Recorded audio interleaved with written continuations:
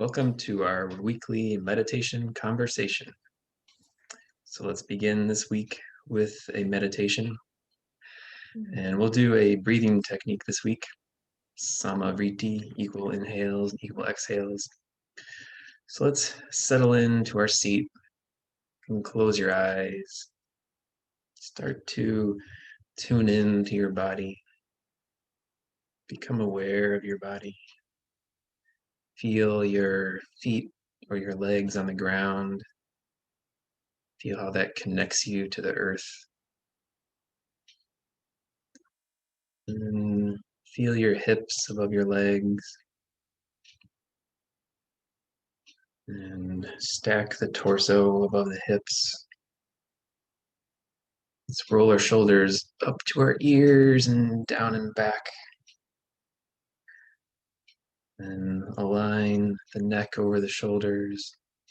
Slightly tuck the chin and reach the crown of the head up to the sky. So now we'll begin with our breathing technique. So we'll inhale to the count of 5 and exhale to the count of 5. So inhale, 2, 3, 4, 5, and exhale, 2, 3, 4, 5. Inhale, 2, 3, 4, 5, and exhale, 2, 3, 4, 5. Continue that breathing pattern on your own for the next few minutes.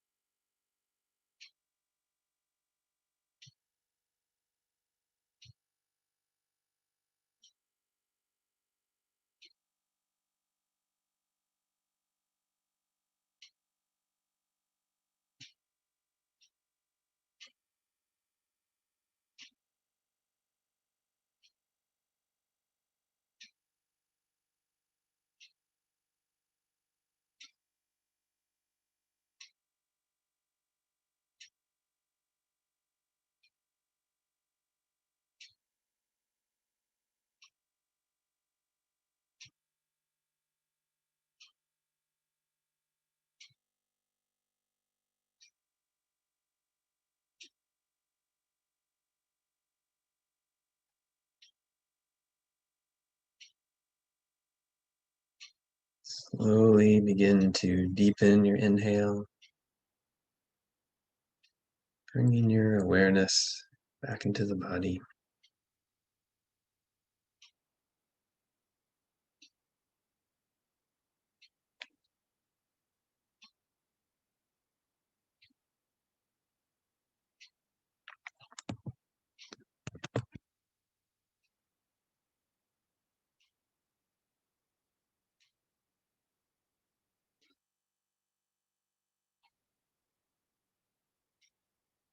So how are you doing today? How was that? Um, that was really nice. I had done a bunch of errands today and got cut in bunch of traffic. So my like road rage meter was like way up. Yeah. Wow, I had some rage. so so I think this is really good to kind of get centered again and like ground down and like absorb the good juju versus like I was just so cranky earlier. So this is a nice reset. Great. Yeah, traffic will do that. Traffic is tough for sure. Yeah. Yeah. Yeah. That's one of the main reasons I had to get out of the Bay Area, is that dealing with that traffic. Yeah, and with everything opening up again, it's kind of Mhm. back to the old levels. And I feel like a lot of people left the city. Um, and so the traffic into Marin is like so much worse now because Oh all the no. city folk who are commuting back into the city now, like we just have more people, I think. Oh no. Yeah. Yeah. So there's your forewarning for when you come to visit. Good to know. Good to know. Yeah. Yeah. Yeah. Yeah. Have I talked about road rage before? There's an interesting, No. oh, in that book, Why Buddhism is True, he uses road rage as one of the examples of how our ancestral programming no longer serves us. And so specifically with road rage, that that urge we feel to get mad when someone cuts us off or something, he talks about how that's a remnant of back when we were living in tribes, our hunter-gatherer tribes. And back then, if we were around the same people pretty much our whole life, right? Yeah. And if someone treated you unfairly, if someone took advantage of you or cheated you or somehow took advantage of you, back then it made a lot of sense to get angry and defend yourself and show that you can't be taken advantage of, because all the other people in your community are going to see this whole exchange, and then they're going to see that you're not someone who's lightly taken advantage of, or Hmm. if they try to take advantage of you, there's going to be a cost because you're going to get mad and fight them, right? Hmm. So that was uh, evolutionarily adaptive, or selected for, then because social standing made a big part into how often you could, or how successful we were at mating. And so that whole, how your social status is perceived in the tribe had a big effect on your mating success. And so it made a lot of sense to get angry when someone took advantage of you. But in our modern life, I mean, all those people that saw you, or say you get mad and like cut someone off or flick someone off, like all those people. So that's driven by that same urge to show that you're not going to be taken advantage of, right? Except no one's there to witness that. Or anyone who does witness that you're not a person who is not to be trifled with, you're never going to see them again because they're just passing by on Yeah. the highway. And so that's one of those examples of how we still have these evolutionary remnants that drive us to behaviors that no longer serve us. And so Yeah. yeah, so I don't know, that's one thing to consider next time you're road raging. Okay. But yeah, I know the feeling, especially just being stuck in traffic. Yeah, that's the Yeah. worst. Yeah. Yeah. Or just, I don't know. It's like go with the flow of traffic. Like you realize getting on the freeway, like you got to accelerate. What is wrong with you? Um, Right, yeah. it's like, I'm not willing to get rear ended because you're not going to like gun it. So, yeah. Yep. yeah, but even that urge, I mean, that it stems from that same urge to show like we have to, we have to work together, people. And Yeah, just flow. right, yeah. Yeah. Um, okay, yeah, that was a little aside. So I wanted to talk about a topic about identifying our core wounds, and this will come from another personal example, so I hope that's okay. Yeah. Um, And I was trying to think of things to talk about, and thinking about some other topics, but this is what's on my mind right now. So I'm like, well, I should stop fighting this and just talk about what's on my mind, since that's what I'm thinking about anyway. So I think I've talked before in the past about my kind of my compulsion to overly invest emotionally in relationships, right? Mhm. And the how I have this tendency to get really infatuated really early on, and then it fades away over time. So that's something I've been struggling with my whole life. That urge to get infatuated, that drive to get infatuated, and I think it really comes down to just this. And as I've been working on that, discovering it's more just this need to overinvest emotionally really soon in a relationship. And I was watching this video recommended by my therapist by this guy named Matt Kahn, Kahn. I don't know if you've ever heard of him. Mm-mm. I've never heard of him before, but she recommended this video, and it's really good. And he's really funny, which is good, and really insightful. So I really enjoyed that video. But he was talking about all of our compulsive behaviors, all the things that we feel driven to do that often lead us to make poor decisions and kind of come back and bite us in the end.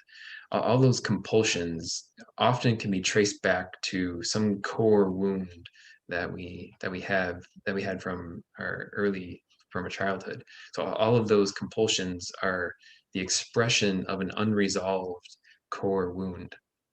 Mhm. And so I've been working. So recently, I had another chance that the universe gave me another opportunity to work on this. I think I told you when I was going through Kansas City, I had that fling, or when I was on my road trip, I had this Yeah. week-long love affair in Kansas City, and I was coming out of that breathwork retreat where I accessed a bunch of repressed emotions and had this healing experience with unconditional love. And so I was just totally high in unconditional love coming out of that retreat. I was just um Beautiful. yeah, it was beautiful. And then through a series of kind of chance decisions, I wound up staying with this friend of a friend in Kansas City, and that wound up turning into this week-long love affair, which was really a beautiful experience. And but even in that in that week-long affair, I never lost myself, even though I was just kind of sitting back and allowing it to unfold however it was going to unfold. And I didn't over invest. I mean, I knew that, she lives in Kansas City and I don't, like, we hardly ever know each other. Who knows what's going to happen with this? So I think for that week, I did a really good job of like, writing that line of enjoying the experience and being in the moment, but not over investing emotionally. So, my expectations stayed pretty realistic that whole time. Then after that week, I went back to visit my family for a couple weeks, and then I came back through Kansas City to visit her again on my way back. But then that second time, everything was weird. Like we didn't connect like we did the first time, and she had another friend visiting too, and that was part of it. But it was just really weird and awkward. And I wound up leaving a day early, and we Mhm. talked through all of it. And so after that, it was kind of like, okay, so maybe, and we neither of us really wanted to do long distance, and so after that, I thought it was kind of like over, and I was okay with that because Mhm. it was just this beautiful experience. And so then I drove back to California, and we stayed in touch, mostly by text, and we talked every once in a while. But after I'd been back in California for a while, I started kind of remembering how lonely I was before the trip, because things were still kind of locked down. It was opening up more, but still kind of locked Mhm. down. And then Memorial Day happened, and I was kind of on Memorial Day itself, I was kind of just alone in my apartment, hanging out, and she was alone and lonely that day. So we started talking for a couple hours, and then every day after that, we talked for a couple hours on the phone. And so it seemed like it was kind of like starting back up again, or like maybe we do want to do this. But then abruptly this week, she kind of changed her mind again, and somehow in that time, I realized I'd started to let myself get over invested, or started to let myself get invested again. And Mhm. so it was pretty painful when it went away again this time. So even though the first time when I thought it was over, I was pretty okay with it because I hadn't been too invested in it. But the second time was really kind of painful. So I started talking about that with my therapist, and that's what led me to this. And she pointed me to that core wound, healing your core wounds video. And so I think that this, and so in that video, he talks about there's four major core wounds that we often experience: neglect, abuse, codependency, and loss. And so I think I have a small core wound around neglect from my parents. But I mean, and I want to say my parents were really great, and in many regards, I was really lucky with my parents. I mean, they gave me lots of attention and lots of encouragement, and especially my mom was always really encouraging and like telling me how handsome I was and stuff. And I'd be like, "Oh, mom, shut up!" And she's like, "No, you're so handsome." And I'm like, "Oh, mom." And I thought that was like a thing that moms did. I took it for granted totally, but I thought that was a thing Mhm. that all moms did. But then as an adult, I heard some of the things that other moms said to their kids, and I was like, wow, I was really lucky growing up. Um, so in many ways, it was it's really, and I'm not like blaming my parents or anything. I'm not bitter or anything, but at the same time, just from the way they were raised, they were never very kind of verbally expressive of love. Like we never told each other we loved each other, and we never hugged or anything. So we were never physically affectionate or verbally affectionate. And so I think that's kind of what's carrying forward to when I do get into a romantic relationship. That's why I'm so quick to overinvest emotionally, because I want to have those intense expressions of love, of like verbally and affection. That's why I'm kind of obsessed with cuddling in relationships. Mhm. So I think that's kind of like, so I never really realized this before, like why I have that drive to rush into relationships. And I think it can be traced back to this core wound. And so now it's like, so what do I do with this, right? How do I resolve this? And Mhm. that part I'm still working on. But I think it goes back to, or one way to think about it, or I'm trying to think about it, going back to what I talked about, the modular model of the mind. So I think these compulsions, they they develop, they lead to modules developing in our brain because we have some compulsion, some thought that leads to some behavior that leads to a reward. And so in my case, I have this craving to overinvest in a relationship, and that leads to me overinvesting. And then for a while, I get this huge rush of dopamine and oxytocin and endorphins, Yeah, and you'll fill me up. right, yeah. And so when I Right? was younger, I did this a number of times. And so it really strengthened that module. So that's my brain is used to doing that. It's got this module that tries to kick up every time there's the merest hint of a possibility of a relationship on my horizon, that automatically fires up this module. And so the way to undo those modules is to break that cycle of behavior and reward, you know, Mhm. to stop reinforcing that. And it if it's a really well defined, well entrained module like mine is, it's hard to undo that conditioning. It takes a lot of work.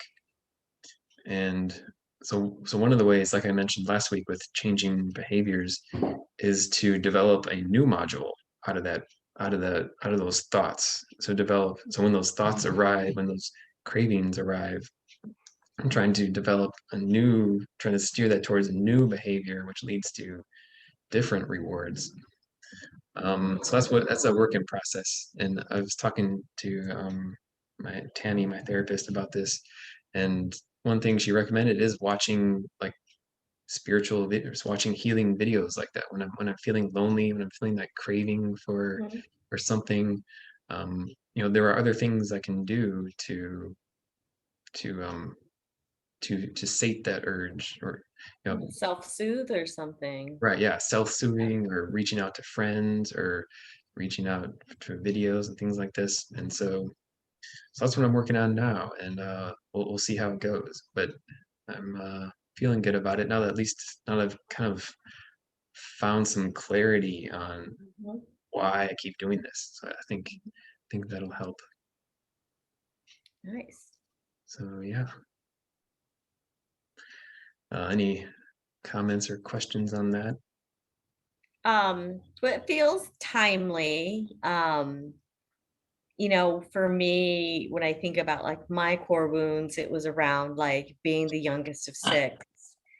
Mm, And I don't know if I've mentioned this before, but I think when I was like four or five, like not in grade school, but definitely like maybe kinder or nursery, my grandmother told me my parents never planned to have me and that I was a mistake.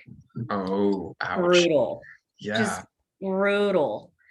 And so I feel like I spent my whole life kind of just trying to be like the good girl and the overachiever and super performative to kind of like justify my place at the table. Justify your existence. Yeah. Yeah. Yeah. And and and so so and then I was just like this super caregiver, right? Like all, and I think it was always being in service to others versus being actually looked after. And as the youngest, right, like my parents would always prioritize the crazy teenage daughter over, the baby in the corner. Yeah. So there was a lot of like how I ended up so independent was because like they were always tending to everybody else. And so I feel like that has been something that I've only starting to get really conscious of, because before it's like, oh, that was silly or whatever. But now I realize like how deep that could go. And then Yeah. like when I told my parents, when I told my mother, my mother's just like, oh, your grandmother's just kind of like a crazy old lady. But it wasn't like, hey, that's not true. Right. Like I remember my mother being like, oh, you can't pay attention to grandma like that, versus like, hey, that was totally untrue. And of course we wanted you or whatever. So there's this part of me that's like, so you didn't actually say it was false, right? So, and so like so it's just sad that I went through my whole life feeling like, that they never really planned to have me. And so I better be a good girl before they decide to like get rid of me. And Yeah. I feel like that really drove a lot of my operating behavior, whether it was like being super achievement focused or having to be the best of the best, whether it was like being at the top of my class or being a top performer in work and getting all the accolades, right? Like all the achievement junkie type of stuff in what I sought out to do, and like having to be like performative. And even just in dating and all of that, where it's just like the whole pick me, right? So there was a lot of that too, right? Pick me, pick me. Um, and it was like with some of the guys, it's like I didn't even like them that much. I just wanted to be picked, Mhm, mhm. right? I wanted to be chosen. Yeah. And so there's that core thing. And so I really feel what you're saying around the the getting into the relationships and getting really into that over investment of it, because like here's this other person that you're face to face with, and that you can have all these kind of unmet needs. Suddenly you're like soaking up all this love, attention, affection, acceptance, all of that. And so I completely hear you on it. I mean, it's maybe a different facet, but still very much on kind of that same track. Right. And yeah, so it's interesting. So thank you for sharing so wholly and vulnerably, and that it opened it up. I mean, it's not an easy thing to admit, to be like, yeah, when I was like 4, my grandma told me it was a mistake, and I like lived with that my whole life. It was just awful. Yeah. It was really cruel. She was a cruel old lady. And yeah, And so I think now where I am with just trying to accept myself fully and actually be like, how much of this stuff is even mine, right? Mhm. Like whether whether it's the profile of who I would be with, right? Like how the kind of guy my dad always wanted to be with, like I would try to do that. And again, so much of it was about like just wanting to be accepted because I never felt like I was part of the circle. Yeah. So now we have my niece's wedding coming up, and so it's like all the stress around going to that, and while very sadly my parents are gone and won't be there, but like still a lot of that weird drama, weird dynamics with my siblings are there. Hmm. And so it's like I'm super like anxiety ridden as a result. Oh, Just already, like just just thinking about it. yeah, just Mhm. you know, like I'm driving down there because it's like, oh my God, what if it's awful that I want to be able to leave versus um, and it's just it's a lot of things. It's y- like I've never been married and my niece is getting married. So there's that Mhm. component of like, wow, there's one milestone in my life I haven't met. And then while we're all there, we're having our board meeting for a family company. And my brother's like, I think it'd be a good idea to bring in the next generation, have them participate. So it's like, okay, so I have no children to bring to this meeting either, as we talk about succession planning. And Uh, so it is like, I am triggered AF. I All bet. right. Yeah. Yeah. And I think that I'm just like, I couldn't understand, like, there was a weird texture around this. Like, I couldn't pinpoint it. I'm like, there's a weird texture around this. I don't understand why I'm not like so gung ho excited. And I think leaning into it, it's these things, right? Of it playing out in front Yeah. of me of, and nothing against my niece getting married. I'm super happy for her, but there's also a pause for reflection, like, oh, well, that's a rite of passage I haven't had. And then to go into this board meeting and we're talking about succession planning and bringing in the next generation. And I'm like, I have nothing to bring to the table for that either. Um, so Yeah. yeah, core wounds definitely up. Yeah. Wow. Yeah, Yeah. Thanks for sharing. That yeah, sounds like a lot to process. yeah, yeah. So anyway, probably more than you wanted to know, No, but thank you for sharing. Yeah. yeah, but it's so again, it's like thank God I have my practice. Thank God I can like come and drop into this and like remember what's real for me and what's true for me and to connect to that stillness within and be the architect of my own experience so that I can move forward with grace. Maybe not as much ease because I think it'll be bumpy, but still to be able to like connect back to my own heart space. Mm. And yeah, yeah, there's some sadness in my part, especially gathering the whole family and you still just expect your mom and dad to come walking through and they Mm. don't, right? So that's Yeah. grief laden as well.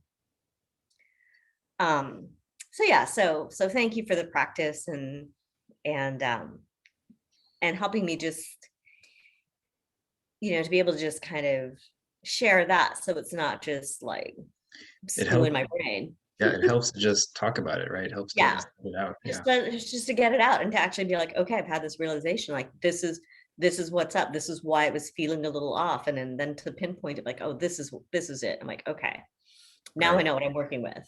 So Yeah. now I can ground down and and still in spite of it keep an open heart, right? In spite of the heartache or in spite of whatever unmet expectations with the siblings, to still maintain who I am in spite of what the circumstances will be. Right. Yeah. Oh, so much work. Yep. Yeah. Well, and I think, I mean, at the core of all of those core wounds, I think I talked about this before. I mean, the real primal wound is when we separate from the cosmic consciousness and we're born. I mean, even all those early core wounds that we develop from in our early childhood, those are even just reflections of this primal wound of no longer existing in the cosmic consciousness. Mhm. All of a sudden, we're born into these isolated little bodies, and we feel very alone.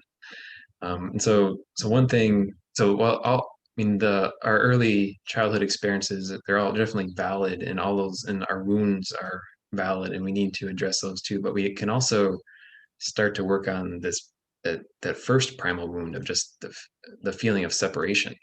Mhm. And so I think we do we do need to address kind of the psychological aspect of those core wounds from childhood, but at the same time we can also start to address this primal wound of separation. Mhm. And so let's do a meditation to work on feeling not separated, feeling that love in our hearts. So this is kind of a variation on the heart chakra meditation we've done many times. Okay. So let's get comfortable in our seats. Let's start to tune in with our bodies. You can close your eyes. Let's take one deep clearing breath. Take a big inhale and exhale. Yeah, we talked about a lot of heavy stuff. So let's do that two more times. Take deep, full inhale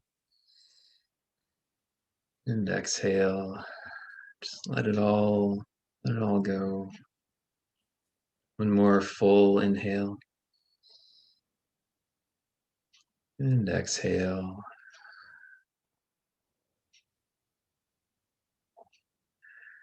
So now let's imagine you're holding in your arms. Well, for you, you can imagine you're holding Wayland in your arms. Mhm. Or for anyone else listening, can imagine you're holding a little puppy in your hands, or a kitten, or maybe a tiny little infant, some little helpless, innocent being that you're holding in your arms. And they're cold and tired and scared and shivering. You can just feel them shivering and quaking with fear in your arms. So think about how tightly you would want to squeeze Waylon. Think about how tightly you would hold him, and all think about all and feel the love that you would want to pour into him. Feel the warmth and compassion that you would want to give him, want to make him feel. So can you feel that? Can you feel that love that you want him to feel? 100%. So now imagine giving that love to your own heart, just giving that all that love. Just give that to yourself. Give that to your own heart. So as we sit for the next few minutes, just keep remembering that feeling of love and warmth and compassion.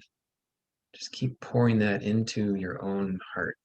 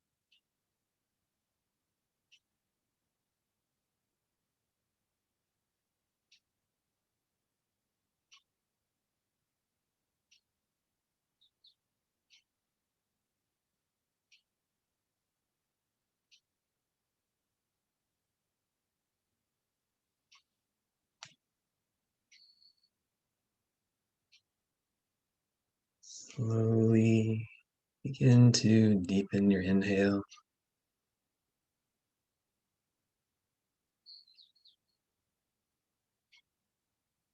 Coming back into the body.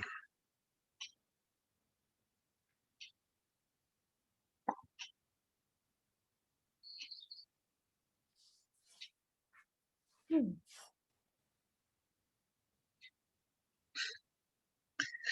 So how was that? Nice. Like it really was a good way to kind of cleanse out, like, get all that out and then just refill up with the good stuff. It was a Yeah. good little purge and then a refill of Mhm. the good stuff. Good, good. Yeah. Yeah. I think that really helps to imagine loving someone else like that, or some another being like that. And then, because it's still hard for us to love ourselves like that, right? And Yeah. so, yeah, imagining it for someone, for another being is helpless. I don't, Well, I puppies feel, and kittens, come on. I mean, yeah, especially, right? And so it's like it's a way to trick ourselves into loving ourselves. yeah. Well, there was no hope for me. You're like, just picture a little whale, and I'm like, done. Like, heart explosion. Yeah. Yeah, so maybe so keep that in mind when you're visiting Yeah. your family. Keep that, and like I Yeah. said, I put these techniques on our website. So if Yeah. you yeah, you can check them out later Yeah. if you need something to help get yourself out of your head. Yeah. Yeah. Yeah. Thank you. I appreciate you. Great. I appreciate you as well. So there was one other thing about those core wounds. So like I mentioned, he describes these four core wounds: neglect, abuse, codependency, and loss. So those first three, the neglect, abuse, and codependency, those are often experienced with our family early in life, with our caregivers. But that last one, loss. So it's kind of like even if somehow we miraculously have an unconditionally loving family, which happens sometimes. I mean, there are families out there. Yeah. So even if we have unconditionally loving, perfect parents, someday they're going to pass on to the Mhm. next realm, and then we have to deal with the loss. So I think it's tempting to kind of, or I don't know if anyone's ever tempted to feel kind of gypped that you had parents that gave you some big wounds. Everyone gets the same wound eventually, right? Yeah. It's just when in life you have to Yeah. experience it, and sometimes in some ways it's sometimes better to experience that early because then you start dealing with it earlier. Yeah. So yeah, I don't know, I just thought I'd throw that in there. That no matter what, we all get wounded eventually. We all have to deal with pain and around relationships and loss. So Well, and that's just it. And it's the willingness to do the work around it, right? Like, are you going to be victimized by it and give up, or are you going to continue to grow and evolve and become better at it? Better at whether it's coping or finding ways to source or finding your teachers or whatever it is, right? It is also a great catalyst to the growth and to the path. So while some of it sucked, like, am I the better for it? Absolutely. Like, if so, yeah. yeah. Yeah, and all those compulsive behaviors or anxieties, they're all just showing us where we have unhealed or unresolved wounds that we need to Yeah. address. So, Yeah. yeah. Yeah. Mhm. Hmm. Great. Um, so we have 5 more minutes. Maybe let's just meditate some more. Yeah, That please. sound good to you? Yeah. I love it. Mhm. Okay. Um,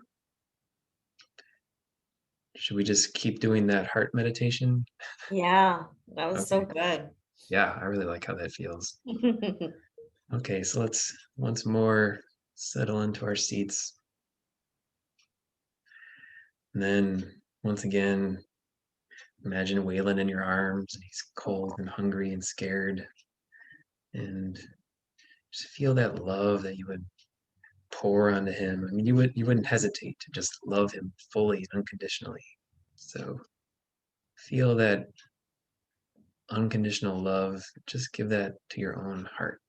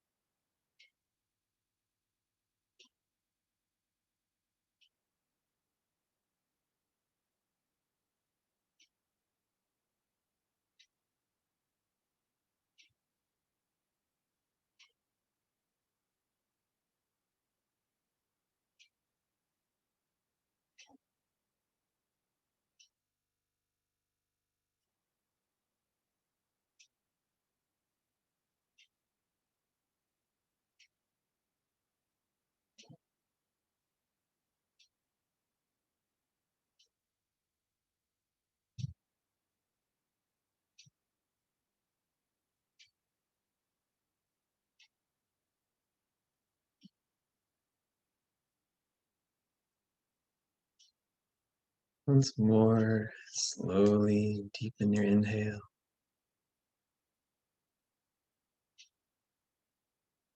Coming back to the physical.